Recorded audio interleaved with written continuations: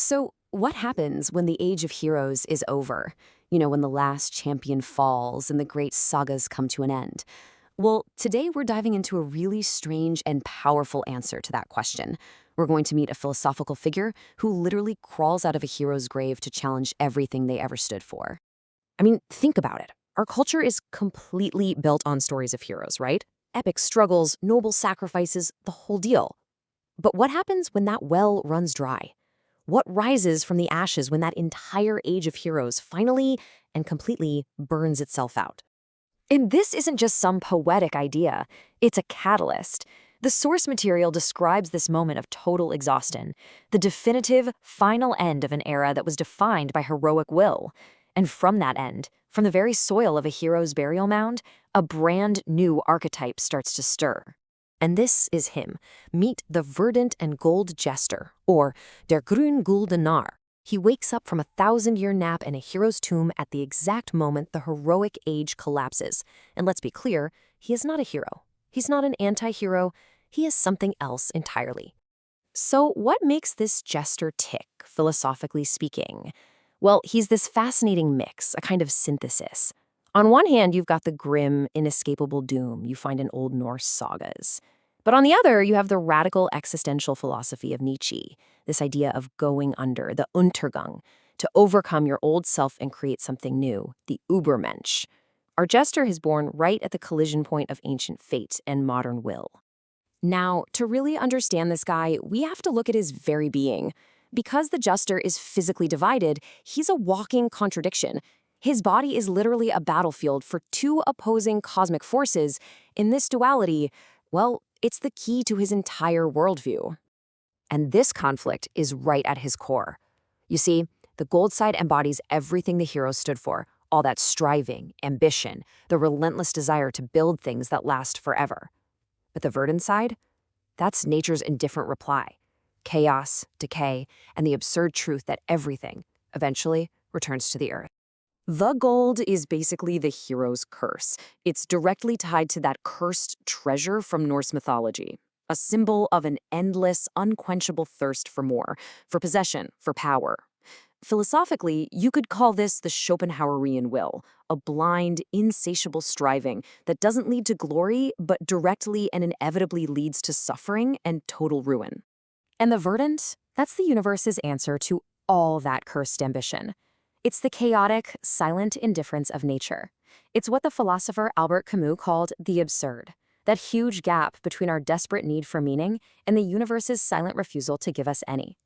The verdant is the grass that grows over the graves of kings and heroes, turning all their epic struggles into nothing more than rich soil. Okay, so if the Jester is this conflict, what does he actually believe? This is where he offers a totally radical new path, one that completely redefines the very engine of the heroic world, the will to power itself.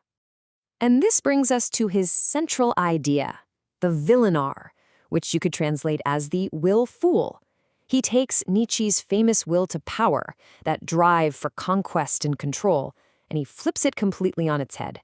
The Jester uses his will not to try and impose order on the world, but to laugh heartily at the absolute impossibility of ever doing so. Now, this isn't some cynical, bitter laugh. It's described as a form of existential liberation, a holy laughter that doesn't deny the suffering and meaninglessness of life, but actually affirms life in spite of it.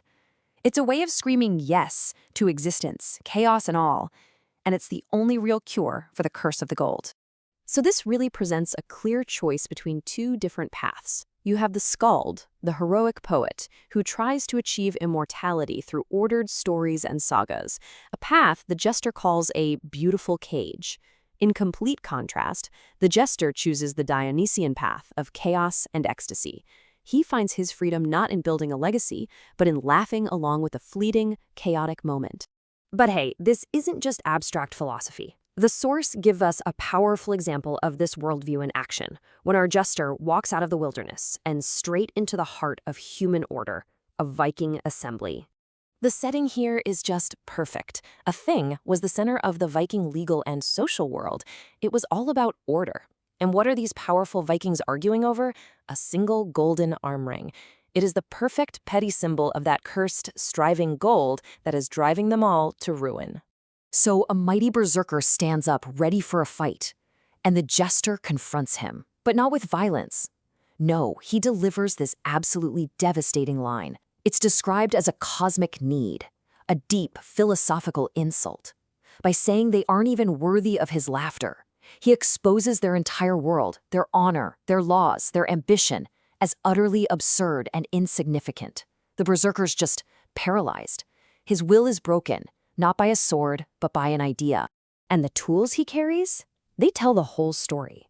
These are not weapons of a warrior.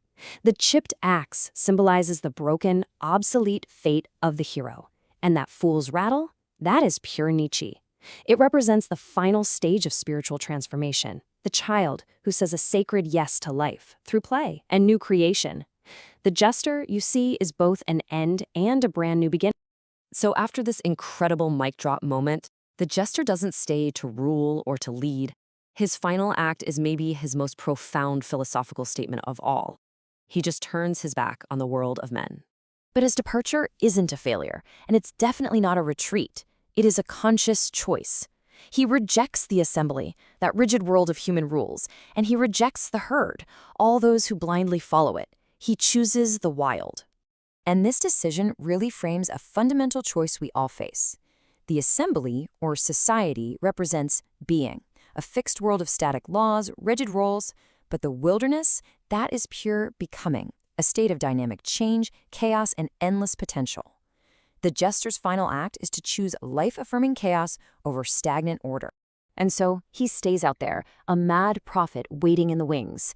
He's a guide for anyone willing to look past society's narrow definitions of success and meaning, for anyone brave enough to confront the absurdity of it all and find the strength not to fight it, but to actually laugh with it. And this leaves us with a final, really provocative question. The heroic poets, the skalds, they built what the Jester calls a beautiful cage made of laws and stories. The Jester just walked out of the cage. So if our own structured world is also a kind of cage, you have to ask yourself, what possibilities, what terrors, and what kind of freedom is waiting for us out there in the wilderness?